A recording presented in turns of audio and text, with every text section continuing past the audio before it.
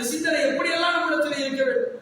அல்லாஹ் கேட்கின்ற அலந்த ஜஅலஹு ஐனைன், உங்களுக்கு 2 கண்களை நான் தரவில்லை, வலிசான வஷஃபத்தை, 2 உதடுகளை, நடுவில் ஒரு நாக்கையும் உங்களுக்கு நான் தரவில்லையா, இப்படியெல்லாம் நான் உங்களை படைத்திருக்கின்றேன் என்று நம்முடைய படைப்பு குறித்து அல்லாஹ் சொல்லுகின்றார்.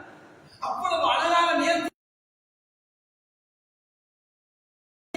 அதுல ரிப்பேர் பண்றதுக்கும் படிச்சு இல்லையா, அதுல ரிப்பேர் எப்படி பண்றது படிச்சு அந்த படிப்பை படித்து விட்டு வைத்தியர்களாக இருக்கக்கூடிய எத்தனை பேர் ஒரு ஓபன் ஹார்ட் சர்ஜரி அல்லது ஏதாவது ஒரு சர்ஜரி செய்துவிட்டு அவசரமாக ஓடி வந்து அல்லாஹ்விடத்தில் சுஜூதிலே விழுகின்றனர்.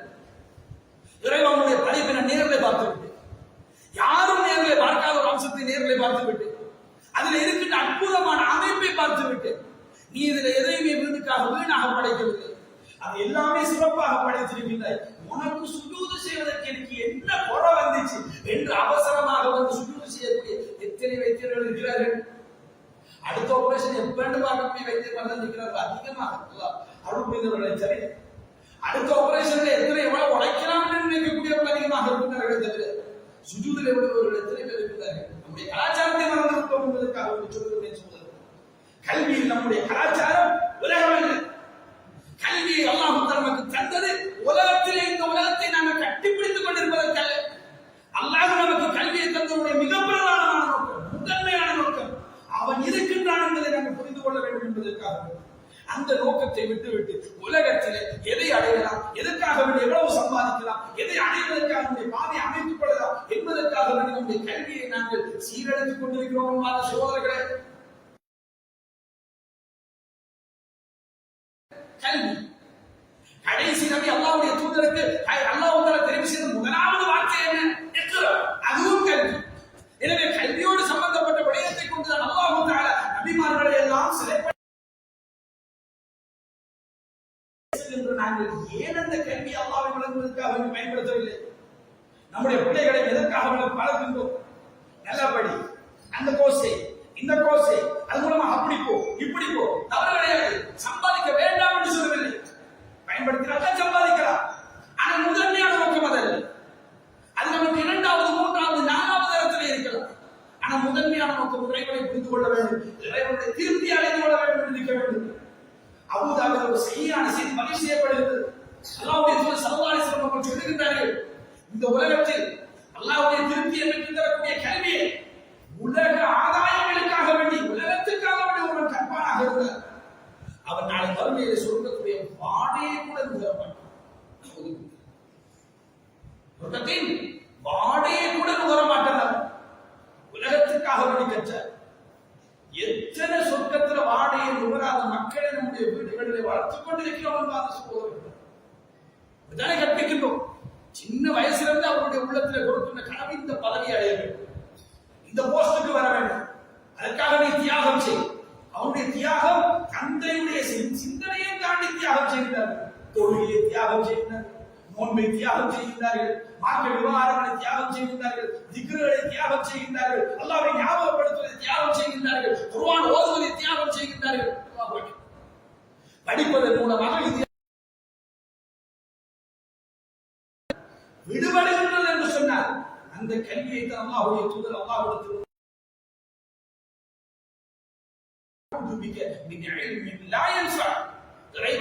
எனக்கு பயனளிக்காத கல்வியை விட்டு முன்னெடுத்து நான் பாதுகாப்பு தருகிறேன் என்று அல்லாஹ்விடத்தில் பிரார்த்தனை செய்தார். எனவே நம்முடைய கல்வி இறைவனை அடைவதற்காக வேண்டி இருக்க வேண்டும், இறைவனை நெருங்குவதற்காக இருக்க வேண்டும், இறைவனை சிந்திப்பதற்காக வேண்டி இருக்க வேண்டும். தவிர நம்முடைய கல்வி விரும்பினே உலகத்தை அடைந்து கொள்வதற்காக இருந்துவிடக் கூடாது என்பதற்காக வேண்டி இந்த செய்தியை எடுத்து சொல்லுவோம்.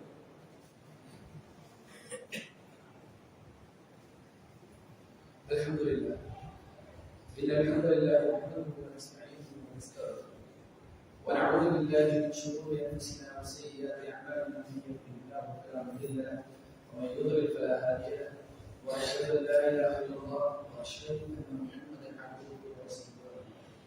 அன்பிற்கினிய சகோதரர்களே, நம் சமூகத்தில் கல்வி இன்றைக்கு ஒரு பயன்படுத்தக்கூடிய உலகத்துக்காக வேண்டி ஆகிவிட்ட ஒரு அம்சமாக இருப்பதற்கு மிக பிரதானமான நாங்கள் வாழக்கூடிய இந்த நாடு ஒரு மல்டி கல்ச்சரல் கண்ட்ரி. அதாவது நிறைய சமுதாயங்கள், நிறைய கலாச்சாரங்கள் இருக்கக்கூடிய ஒரு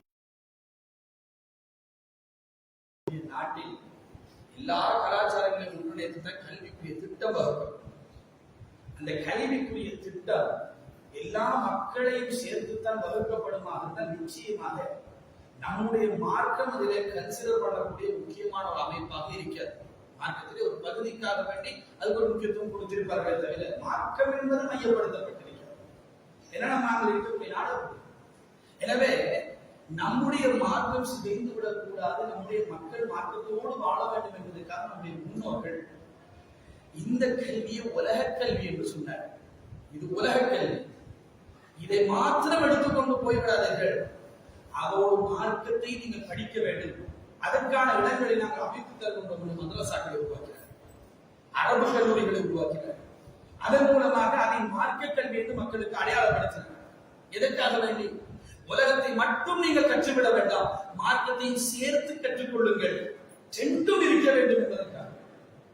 அது காலப்போக்கில் இன்றைக்கு எப்படி மாறிவிட்டது என்றால் செலெக்ஷனாக மாறிவிட்டது, சாய்ஸாக மாறிவிட்டது. உலகமா மார்க்கம். உலகத்தை எடுத்தவர்களுக்கு மார்க்கத்தை பற்றிய சிந்தனை கிடையாது, அல்லாஹ் புரிந்தவர்களை தவிர. மார்க்கத்தை எடுத்தவர்களுக்கு உலகம் பற்றிய சிந்தனை கிடையாது, அல்லாஹ் புரிந்தவர்களை தவிர. இந்த இரண்டு பகுதிகளில் இரண்டு கோணங்களை நோக்கி போய் கொண்டிருக்கின்றது. கல்வியை நாங்கள் தான் பிரித்து வைத்திருக்கின்றோம். ஆனால் அல்லாஹ்வுடைய தூதர் பிரித்தது பயனுள்ள கல்வி, பயனற்ற கல்வி. அல்லாஹ்விடத்தில் அல்லாஹ்வுடைய தூதர் செய்த பிரார்த்தனை, அல்லாஹும்ம இன்னி அஸ்அலுக இல்மன் நாஃபியா, இறைவா எனக்கு நீ பயனுள்ள கல்வியை தா என்று பிரார்த்தனை செய்தார். அல்லாஹும்ம இன்னி அஊது பிக மின் இல்மின் லா யன்ஃபா, இறைவா எனக்கு பயனளிக்காத கல்வியை விட்டு என்னை பாதுகாக்கும். இதுதான் அல்லாஹ்வுடைய தூதருடைய பிரார்த்தனை. இந்த கல்வியில் இருக்கக்கூடிய இரண்டு பகுதி, ஒன்று பயனுள்ள கல்வி, இன்னொன்று பயனற்ற கல்வி. அவ்வளவுதான். உலக மார்க்கம் என்று பிரிக்கப்பட்டது இஸ்லாமிய பிரிப்பல்ல. ஆனால் இந்த பிரிவு எப்படி பயன்படுத்தப்படுகிறது? 6ஆம் ஆண்டு பிள்ளை வந்த உடனே ஸ்காலர்ஷிப்ல ஃபெயிலா, 5ஆம் ஆண்டு மார்க்ஸ் குறைவா, ஃபைனல் டேர்ம் எக்ஸாம் 30வது பிள்ளையா, சரி இவனுக்கு இந்த படிப்பு சரி வராது, மதரசா செலக்ஷன், இவனை மதரசாவுக்கு அனுப்பி. அங்க போனார், அந்த பிள்ளைகளுக்கு ஹிஃப்ல் 6ஆம் ஆண்டுல ஹிஃப்ல் பண்ணுகிறாரு. மாஷா அல்லாஹ், அழகா ஹிஃப்ல் பண்ணுங்க, 2 வருஷத்துல முடிச்சிருந்தாங்க. இங்கால பக்கம் ஒரு பிள்ளை படிச்சு கொண்டிருக்கிறது பாடசாலையில, அவர் ஃபர்ஸ்டா. ஆனா வந்து ஹிஃப்ல் வராது. அவர் ஃபர்ஸ்டா, அவருக்கு மார்க்கம் விளங்காது. அவர் ஃபர்ஸ்டா, தொழுகிற சட்டம் எல்லாம் அவருக்குரியதல்ல. என்ன வேடிக்கை சொல்றது! யாரோட விளையாடுகும், எதோடு விளையாடுகும்? கல்வி என்ற பேரில் 6ஆம் ஆண்டு, 7ஆம் ஆண்டு, 8ஆம் ஆண்டு என்று பாடசாலையுடைய கல்வியை உருட்ட வேண்டும், அந்த எக்ஸாம்ல மார்க்ஸ் எடுக்க வேண்டும் என்பதற்காக வேண்டும். ஓலவரை 6ஆம் ஆண்டிலேயே காட்டி அதற்காக வேண்டும் ஓட்டம் ஓட்டம் ஓடுகிறான் பிள்ளை. ஓலவரை எழுதி முடித்து விட்டு நல்ல ரிசல்ட்ஸ் எடுத்து விட்டான அட்வான்ஸ் வேண்டும், பயோ சயின்ஸ் படிக்க வேண்டும், பிசிக்கல் சயின்ஸ் படிக்க வேண்டும், ஒவ்வொரு துறைகளுக்கு அனுப்பிவிடும். அந்த துறையில 2 வருடமோ 2.5 வருடம் அதிலே ஒரு ஓட்டம். அந்த ஓட்டத்தை முடித்துவிட்டா யூனிவர்சிட்டி என்ற ஒரு ஓட்டம். இந்த ஓட்டங்கள் போகின்ற வழியிலே எல்லாம் பாதுகாக்க வேண்டும். இது போன்ற மஸ்ஜிதுகளில் சில மார்க்க ரீதியான ஏற்பாடுகள், மார்க்க ரீதியான வழிகாட்டல்கள் அந்தந்த வயது பிள்ளைகளுக்கு ஏற்படுத்தி, அதுவும் அல்லாஹ் அருள் புரிந்த வீடுகளில் இருந்து பிள்ளைகள் வருவதன் மூலமாக கொஞ்சமாவது ஒரு 5-10% ஆவது பாடசாலை போகக்கூடிய பிள்ளை மார்க்கத்தை படிக்கின்றார்கள். இல்லை என்றால் நிலைமை என்ன தெரியுமா? என்னிடத்தில் ஒரு மாணவி வந்து கேட்டார். நான் ஒரு கேள்வி ஒரு இடத்துல கேட்க வேண்டும். என்ன கேள்வி? சார், நாளைக்கு மறுமையில அல்லாஹ் தஆலா இந்த அதாவது எல்லா மனித காலம் சொர்க்கத்திலும் நரகத்திலும் வைத்து விட்டு, சொர்க்கத்திலேயும் நரகத்திலேயும் இருக்கின்ற மனிதர்கள் எல்லாரையும் அழித்து விட்டு, மொத்தமாக அழித்து விட்டு, தன்னைத்தானே அழித்துக் கொள்வானா இல்லையா அப்படின்னு அந்த பிள்ளைகள் பாதுகாக்க. நான் திருப்பி கேட்டேன், இது யார் உங்களுக்கு சொல்லித் தந்தது? எங்கள் பாடசாலை இஸ்லாமிய சொல்லித் தந்தது. இஸ்லாமுடைய நிலைமை விளங்குகிறது, அந்த பிள்ளையுடைய அவநிலை விளங்குகிறது. மறுமையிலே இறைவன் எப்படிப்பட்டவர், உலகத்தில் இறைவனை நாங்கள் எப்படி நம்ப வேண்டும்? யூதர்கள் கூட எப்படி நம்பவில்லை என்பது சகோதரர்கள், இறைவனுடைய விடயத்தை. நம்முடைய முஸ்லிம் பிள்ளையாக இருந்து கொண்டு இந்த பிள்ளைகளுடைய ஈமான் இப்படி போகின்றது. நாம் யார்? சமூகம். உலகம் மார்க்கம் என்று பிரித்து உலகத்துக்கு போகக்கூடிய பிள்ளைகளுக்கு மார்க்கத்தை அவ்வளவாக நாங்கள் காட்டாமலேயே கொண்டு போகின்றோமே. இதுதான் இங்கே இருக்கின்ற பிரச்சனை. இதிலிருந்து நாங்கள் வெளியிலே வர வேண்டும். நமக்கு அல்லாஹ்வுடைய தூதர் போட்ட கலாச்சாரம் பயனுள்ள கல்வி.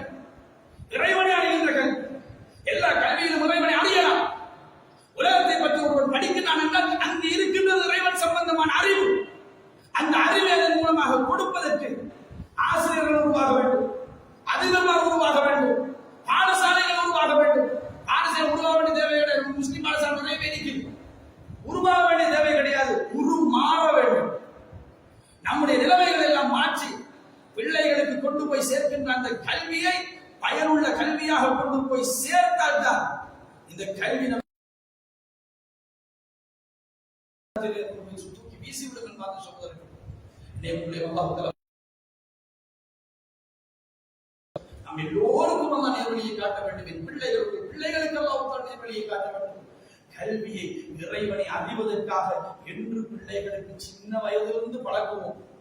அதை பழக்குவதன் மூலமாக எந்த கல்வியை கண்டாலும், அதை எங்கு கண்டாலும், இதன் மூலமாக இறைவனை நான் எப்படி வழங்குவது என்று சிந்திக்கின்ற பிள்ளைகளை சமூகத்தில் உருவாக்குவோம்.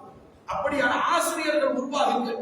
அதன் மூலமாக இன்ஷா அல்லாஹ் இந்த சமூகத்திலே பயனுள்ள கல்வி என்பது மலர்ச்சி பெறும் என்பதற்காக இந்த செய்திகளை உங்களிடத்திலே சொன்னேன். அல்லாஹ் தஆலா போதுமானவர். சொன்ன எனக்கும் கேட்ட உங்களுக்கும் இதிலே இருக்கக்கூடிய அம்சங்களை பூர்ணமாக வழங்கி அதிலே இருக்கின்ற அம்சங்களை இந்த உலகத்திலே கொண்டு வந்து சேர்ப்பதற்குரிய பலத்தையும் தைரியத்தையும் தந்தல் புரிவதற்கு வாகனங்கள்